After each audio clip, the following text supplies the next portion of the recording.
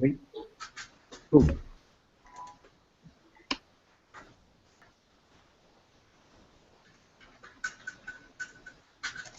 Good afternoon to you all at this digital workshop on climate change and food security.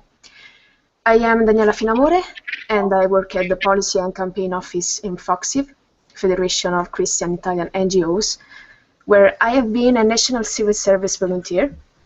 I am specialized in international agricultural policy and now involved in policy and campaigning, mainly in agricultural and climatic issues.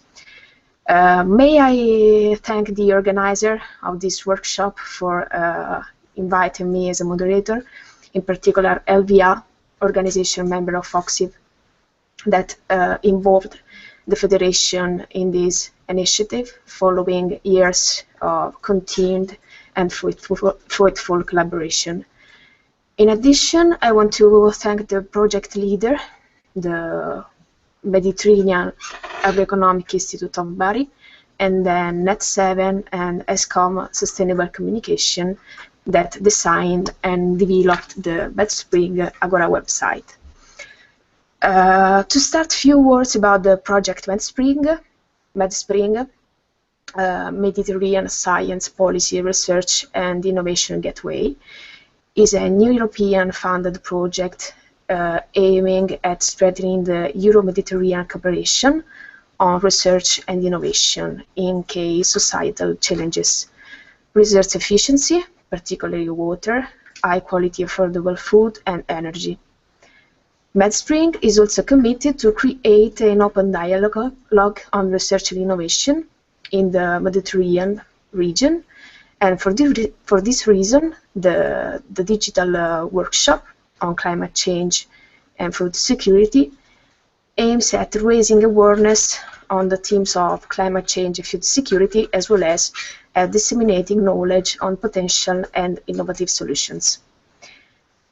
I would say that we could start with the intervention of the speakers, starting from Doa Zayed. She's an agronomist, a project coordinator at the Union of Agricultural Work Committees, where she heads a seed bank that distributes seeds throughout the Middle East. Her speech, in line with the theme of the workshop, will be focused on the importance of small farmers' sovereignty as the base for a long-term resilient and sustainable agriculture. So I thank Doa Zayed, and I hand over to her. Thank you. Hello everyone. I'm Doa Zayed from Palestine. I work in an organization called Union of Agricultural Work Committees. It is one of the biggest local NGOs work in West Bank and Gaza. We work to support the farmer, and we are a member in Labaya Campesina. In my presentation, I would like to concentrate on some points, of course, related to the workshop. But at first, I would like to thank the organizer to give me this opportunity to be a part in this workshop. We all know about the climate change and the impact of the climate change and the effect of the climate change on food sovereignty. I will concentrate in Palestine case in this presentation. Palestine faced the climate change in many ways, and it become worse, of course, because of the occupation that we have here also. So we have, as other parts in the world, temperature increase, we have the drought, we have the flooding in a different area, and what is make it worse that we cannot also control our resource like water and even land because we cannot sometimes access it because of occupation. One of the solutions that we give to the farmer, especially the small farmer, to reach to solve the climate change and to become more adapted to climate change is the food sovereignty. If the farmer can control his resource, can control his land, his water, and can reach his land, he will be more able to adapt to the climate change effect. One of the main resources that we talk about, of course, the land, water, and the seed. The seed in Palestine have a special case because the farmer many years ago lose their local seed. They concentrate to plant genetically modified seed that we know it's more income at first for the farmer, but it do not give him the right to replant it, because as we know here in Palestine and also in America, we have a lot of companies that produce genetically modified seed that affect of course the sovereignty of the farmers.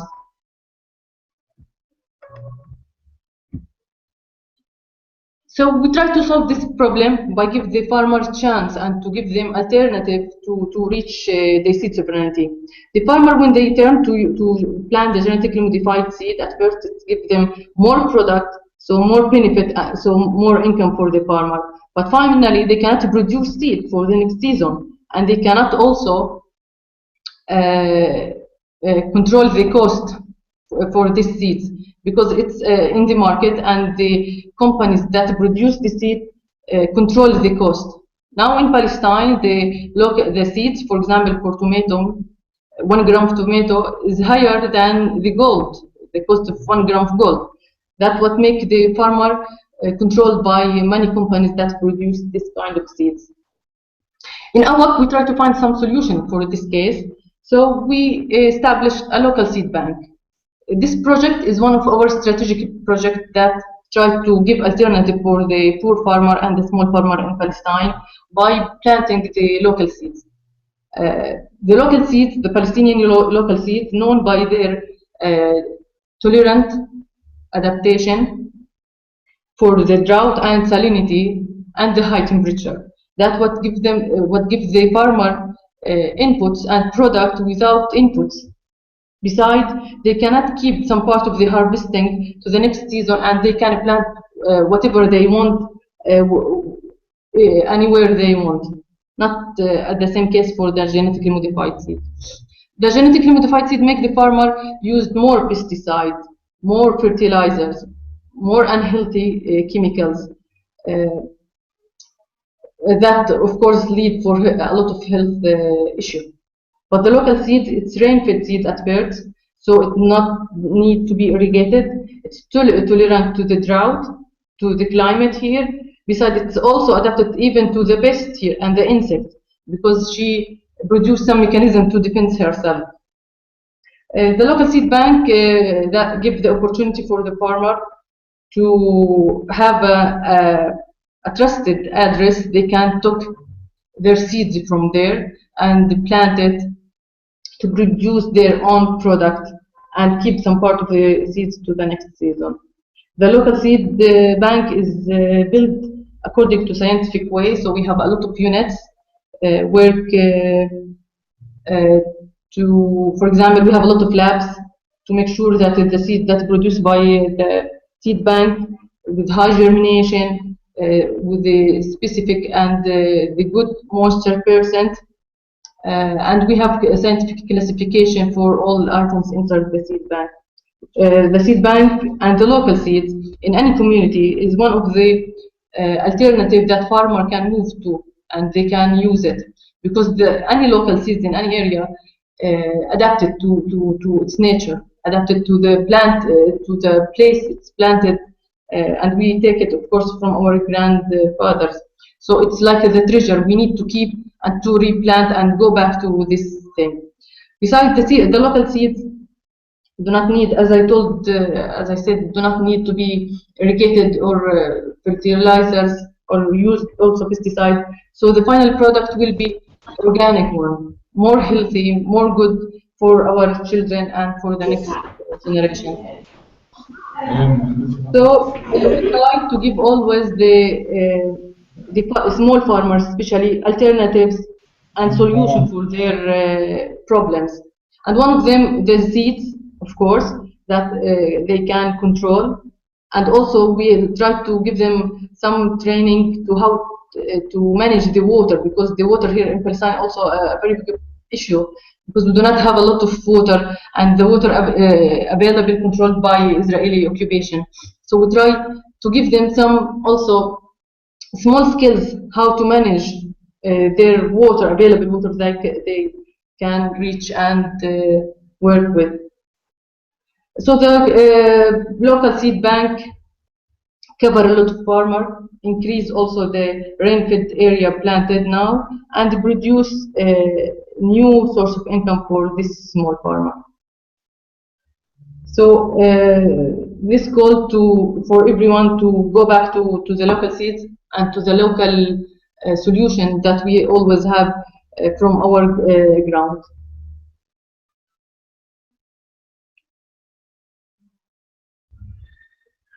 Thanks very much, Doha, for this precious intervention that focused on the importance of the control that small farmers need to have on seeds, not only on seeds, but on all the resources intended as natural, financial, economical, political resources that are needed to manage seeds and their control.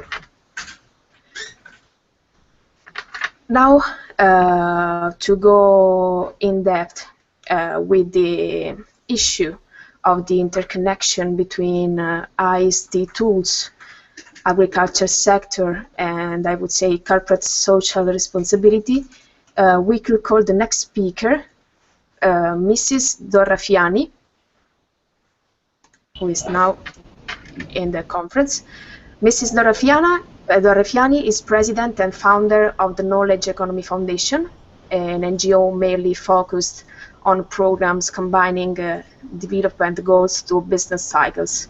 Mrs. Fiani can count on over 30 years of experience in strategic marketing and business development for a large number of institutions and corporates, as well as the involvement in several programs in the agribusiness sector, so in Europe and the Arab countries, mostly in Egypt. So, Mrs. Fiani, you have the floor.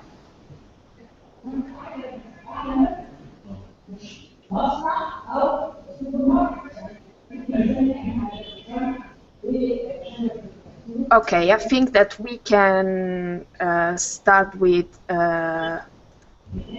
waiting for Mrs. Fiani.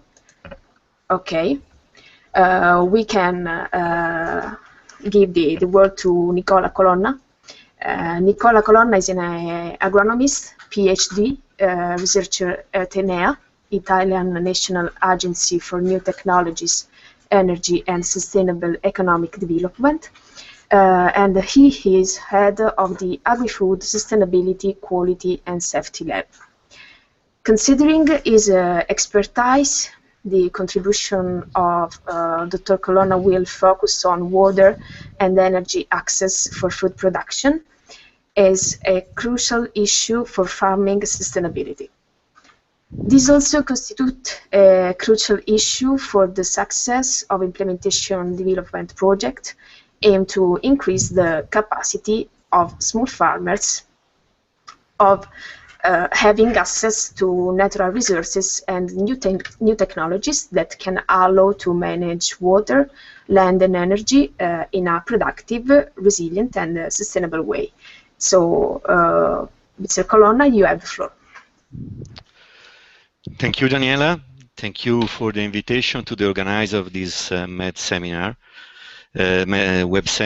And I will focus on the relationship between water and energy and food, as you said, as you introduced me, because in the last 10 years I had the opportunity to work in different national and international projects dealing with water and food. And then I moved to explore the interaction and the interconnection between water and energy, because my research agency is dealing mainly with environmental and energy issues. So I had the opportunity to move on this crucial issue. I apologize because I'm not really an expert in web seminar. This is my first, so I hope that will be efficient in providing you the information that I would like to share with you. And I will try also to share my screen so you can better follow what my speech by also looking at some slides that I prepared for this web seminar. I'm sharing it. I hope that you can see the slides. And so here you can see the introduction and the title, but let's go directly to the introduction. I would like to share with you, first of all, some preliminary statements, because I guess that we are not all aware of the complexity of the relationship between energy and water, and how much they are crucial for food production. We have to look at this interconnection from both sides, water versus energy, as well energy versus water. And there is a need to develop an integrated vision about these issues, because we cannot provide water without energy. And in some way, at a more general level, we cannot provide energy without water. So this is a crucial issue. Not many people is aware how much is important this kind of interconnection. Now, at the international level, in the new Sustainable Development Goals, the nexus, the so-called nexus between water and energy, became one of the main issues on the agenda. Another point is that there are no solution good for every place, every site, every farm.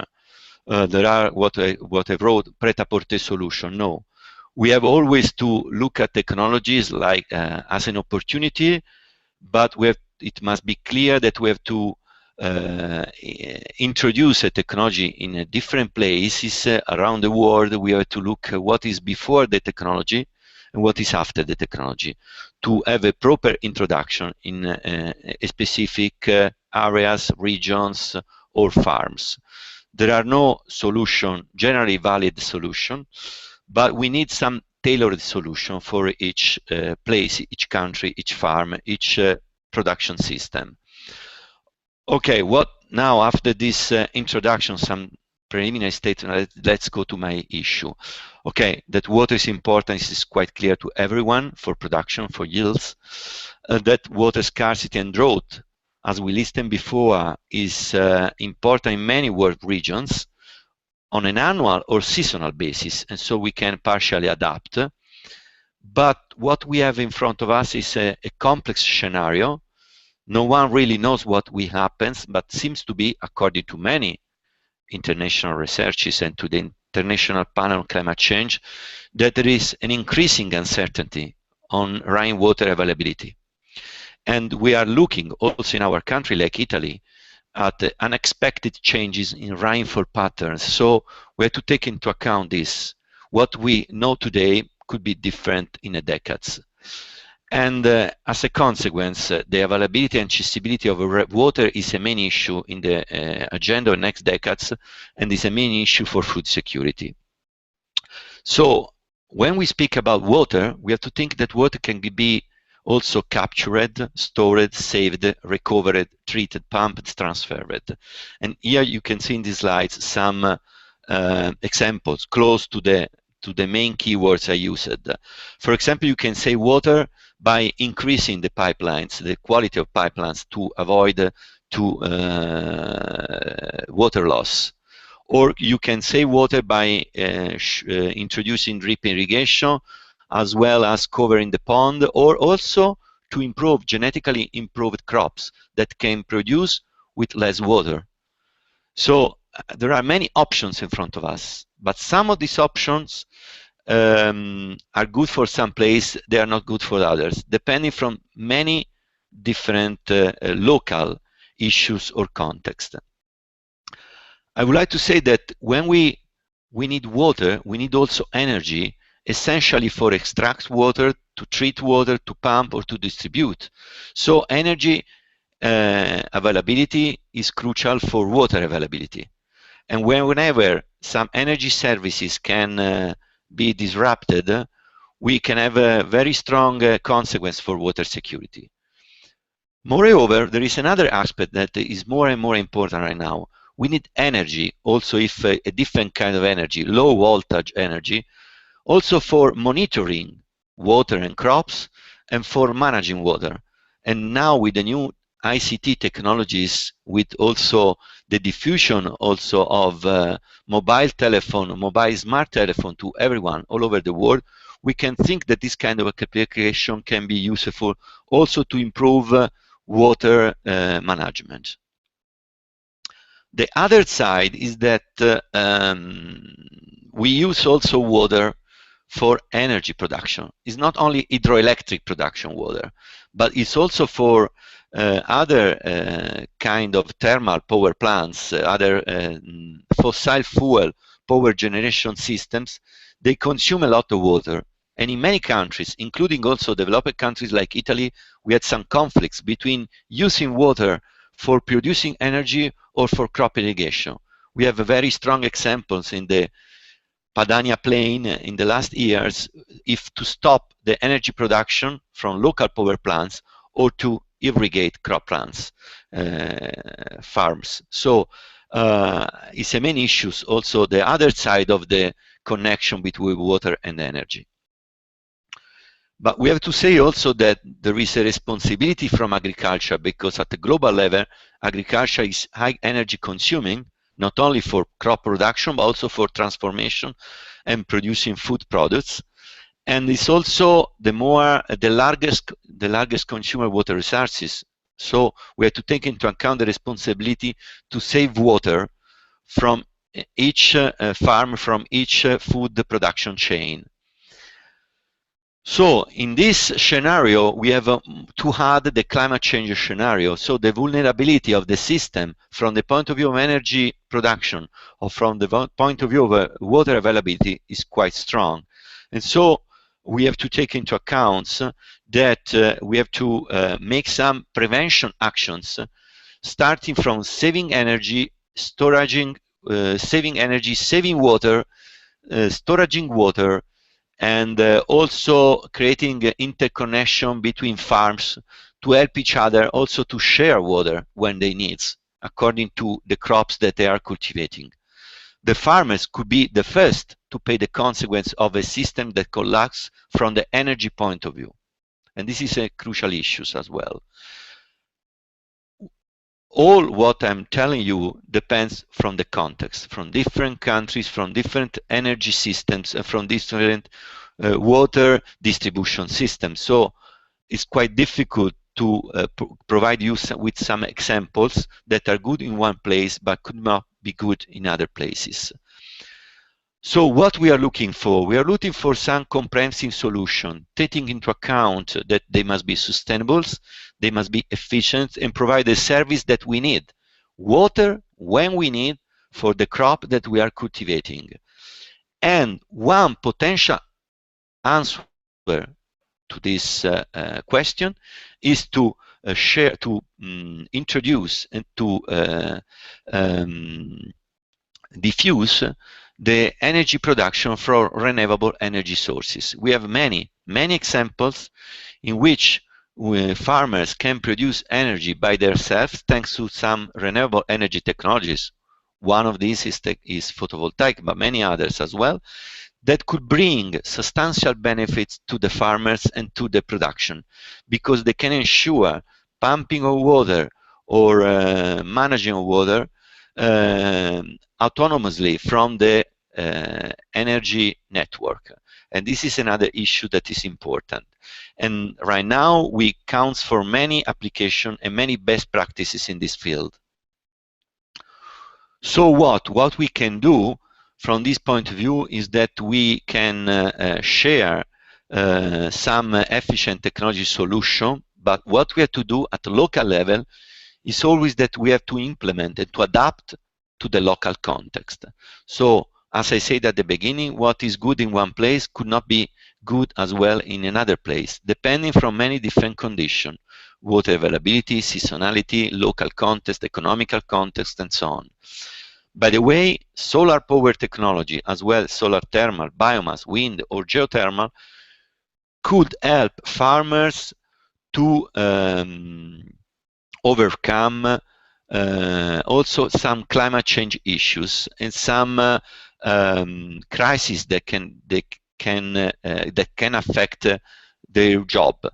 By providing water whenever also energy is not available from the network, by storing water, drying the crops, so preserve and storage the production of food. And this is another issue that is quite important. Very often farmers cannot store what they produce to arrive to the market, so they have to sell quite soon, and they cannot and they do not have any system to preserve. So if they have energy, they can also include some system to store the products and to increase the shelf life of the food products. So all this is what we can do. We have many different examples. I don't want to go on with examples because they are too much specific, as I said, but I just would like to show you some pictures. I don't know why you cannot see right now in these slides. You can see only one. Is an example where a windmill with a solar photovoltaic closer to a pond can be useful to pump the water from the ground and to distribute the water, also to store the water. This is just an example, but we have also many examples only with solar photovoltaic, as well with biogas and biomass plants. All these solutions are a kind of patrimonio, I mean, a kind of useful list of examples that can be studied, analyzed, and that can be transferred to different places. I guess that one issue relevant is to increase our ability to disseminate and make some good technology transfer in different contexts in different countries. Thank you.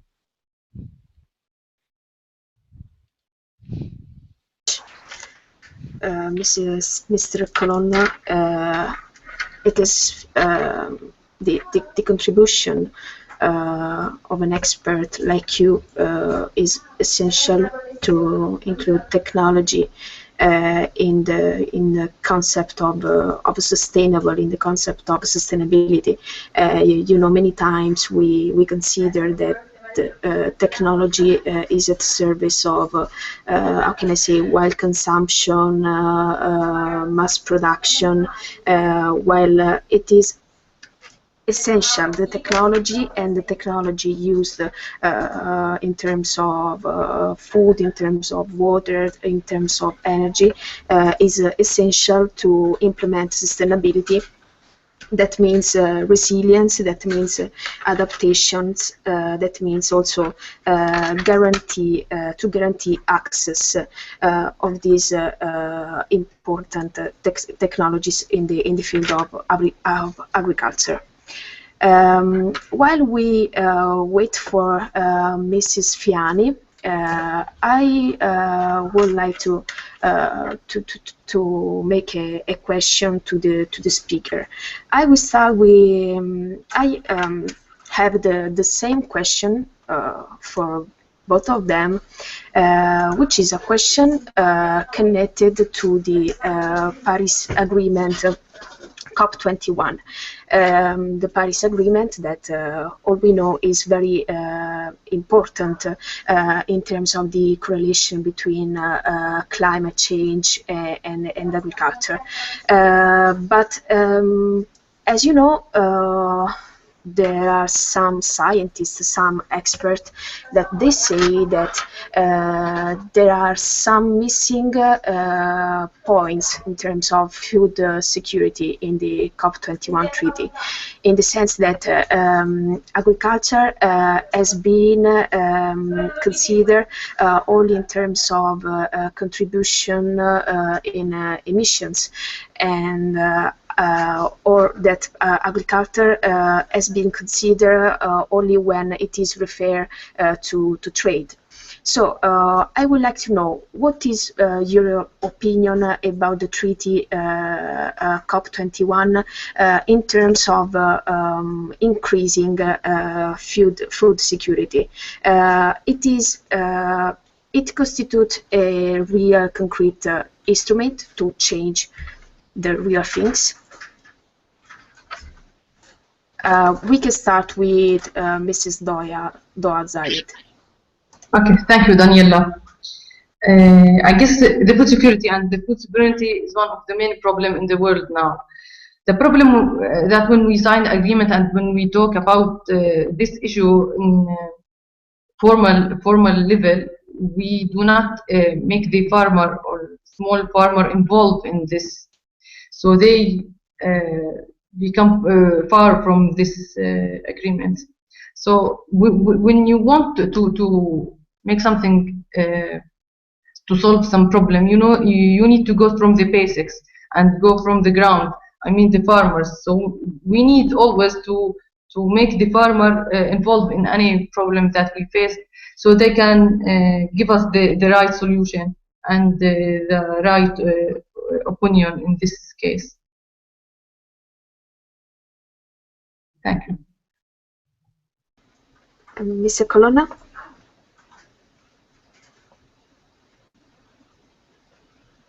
Maybe, okay. I'm here. What to say is quite complex question, because, I mean, the Paris Agreement was in the framework of the United Nations Convention on Climate Change. And the main issues, as you say, is how to control CO2 emission and indirectly affect and protect also agriculture and all other economic activities. So it's quite sure that the focus of the Paris Agreement is on carbon dioxide and on also the contribution that agriculture can provide to mitigate the emission and so the climate change. So there is also a responsibility of agriculture about these issues. In this sense, what I said about the introduction and diffusion of renewable energy sources goes in the right direction. So I mean, we are trying to substitute the energy that agriculture uses with renewable energy. So it means that agriculture is doing its role to mitigate climate change. But it's quite clear that in the negotiation procedure, that was not maybe the right place where to really put on the table the problem of food security. Also because food security in the last years has not been really on the table of on the agenda of the developed countries. They are not really aware. I remember only 20 years ago, really food security was every day on the newspapers. Also in the developed countries. I guess that if we can make a kind of statistics about the articles that have been made in the last 10 years and the previous 10 years about food security, I guess that we had the period in which food security was not really on the agenda. Now it's going back on the agenda, but I guess that we need time to make it to make aware all people, all governments, how much is important. Maybe that now there is a new awareness about food security because of the migration process. So it's quite clear that some environmental crises, and not only the wars, are some important drivers that move people to migrate. So I guess that is now the moment to put again food security in the agenda, and this seminar and many other kind of initiatives can help to focus again on the food security issues. Take into account that whenever you speak about these issues in a country like Italy, people is very aware about food safety, but not about food security. I guess that this is a crucial issue also as well for us. Thank you. Thanks very much, Mr. Colonna, for your contribution. I have a question coming from the external audience for Dua Zayed, and the question is the following. Can Dua tell us more about any project, attempt, experience in the use of AI technology in helping farmers in Palestine? Can you please give it? Okay, I would like to concentrate about the technology in general. The technology in general have two phases. Some phase can help the farmer and for example, the provider, and some other phase it's not. It's just for it will be helpful for the provider, not for the farmer and the small farmer. That's what we faced, for example, in genetically modified seeds. For example, as a technology. But when we talk about the ICT, we have a lot of projects, of course, they depend and work and use new technology for information, help the farmer and help also the data collector to find some source of information related to food sovereignty, climate change, and also the agriculture in general in Palestine. Thank you very much.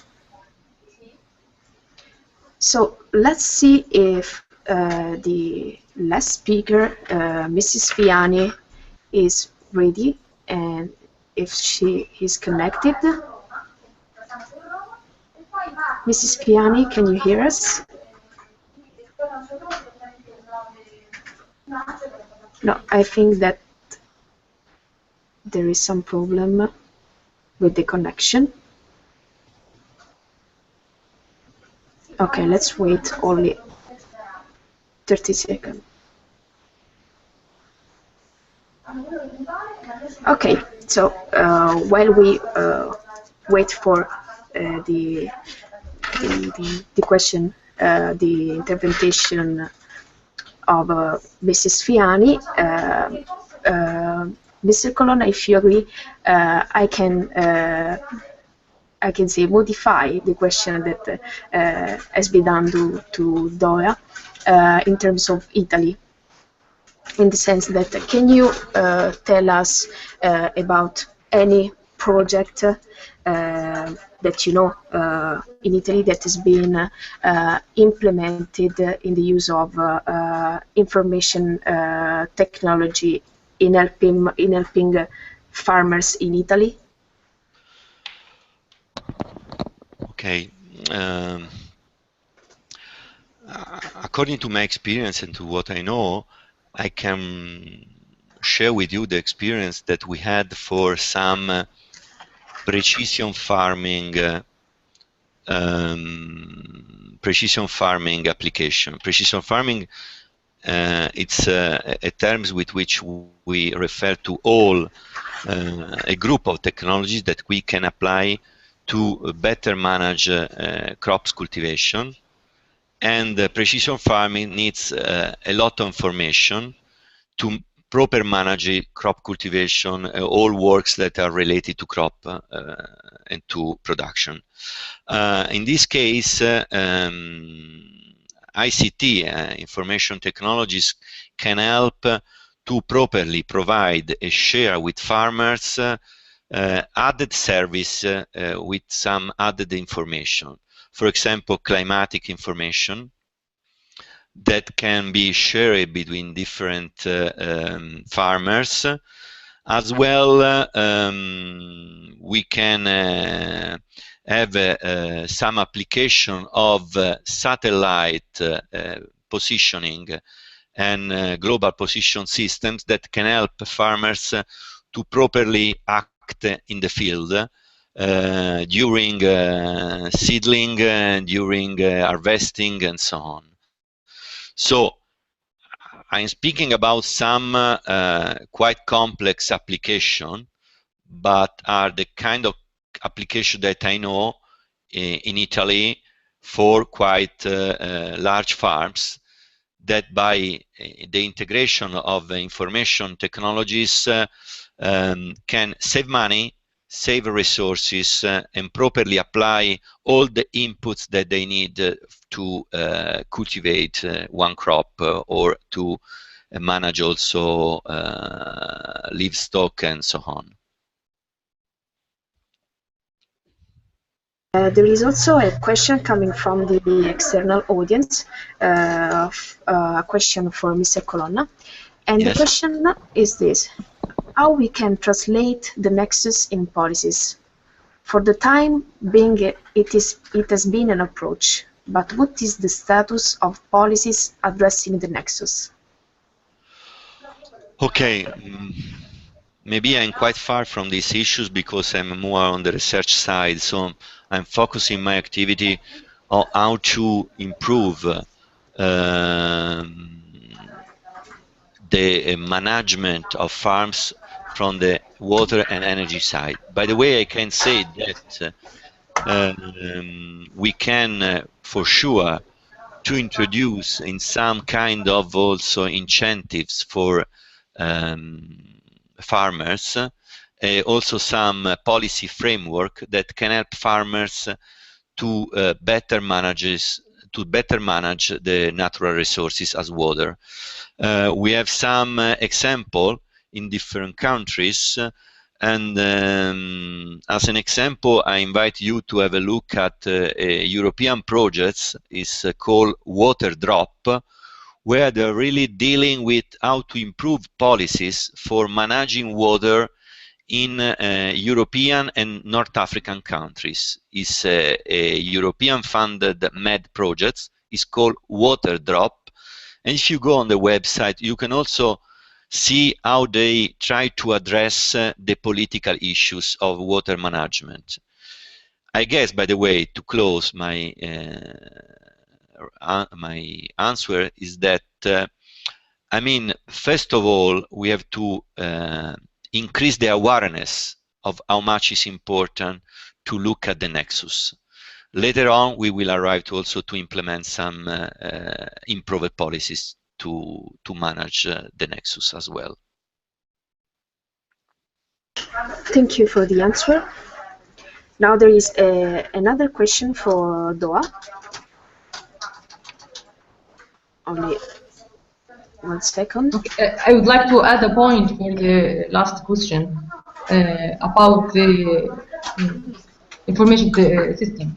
I would like to mention that the seed bank have applied for this technology because it's very important to track the seeds from the father and the grandfather and to measure the next generation properties, for example.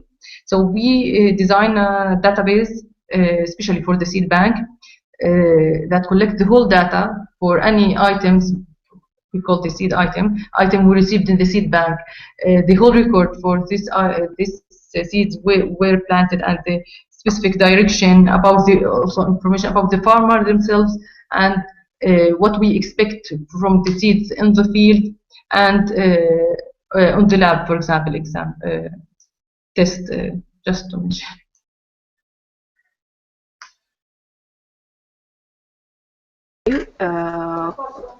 The question is, what is the degree of participation of farmers in the seed banks across Palestine?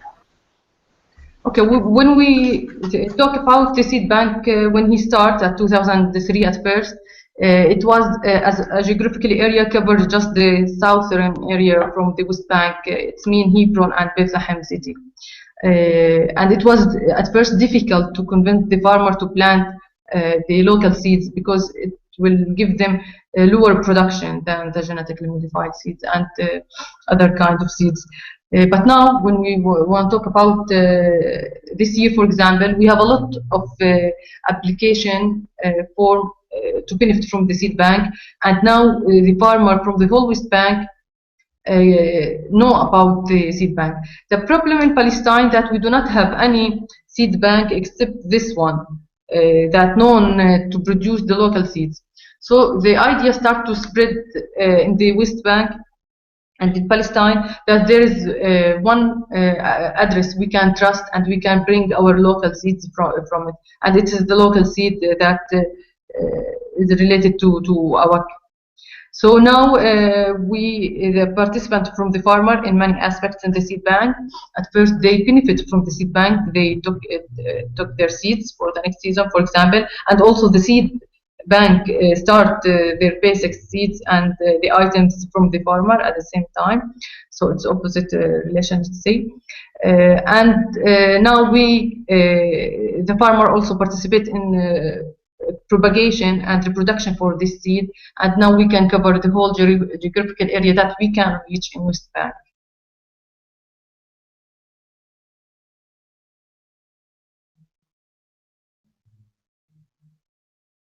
Possibility to connect with Mrs. Fiani.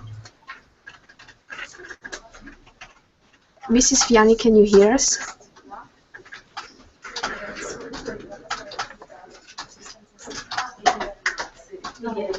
I feel that there are some problem with the connection.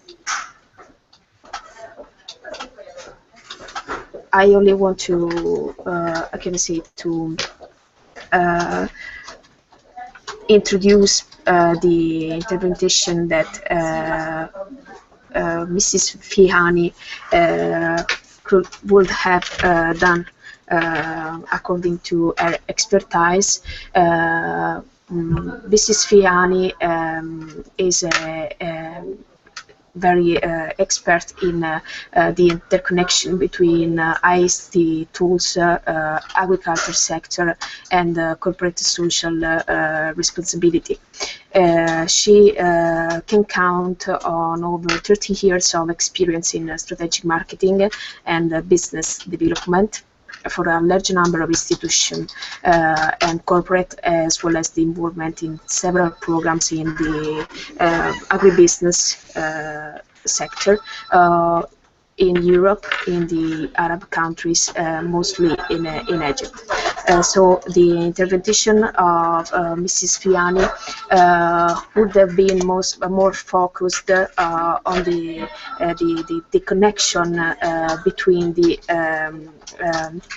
investment between the agribusiness and the sustainability. How can I say, a sort of connection that can be founded between agribusiness and sustainability. I can say that if there is some question for Mrs. Fiani, we can collect them, and then we can deliver the question to her when we will have the possibility to connect on or after this workshop. I think that we are at the conclusion of this workshop. This workshop that has been a very important contribution in this project of the project MedSpring. I don't know if Mr. Colonna and Mrs. Doya want to have a very short round table with only 1 minute for the 1 minute speech of conclusion. Okay, I will start. Okay, thank you. I would like at first to thank you at first, and I would like to concentrate about, for example, in our situation in Palestine, we need collective work between the NGOs, between also the government bodies to reach food security and food sovereignty. Maybe in Palestine it's a special case according to occupation that we have, but we try to support the farmer everywhere and with the capacity that we have. So I would like to always also talk about the farmer, and we need to take our data and our always from the basic, as I said, from the ground, from the farmer, because they know what they need, and they know the situation, and they know how to solve also their problem, but sometimes they do not have the capacity. So we need to go to our ground always, and we need to work together around the world to reach some point of food security. And thank you. Thank you very much. Mr. Colonna?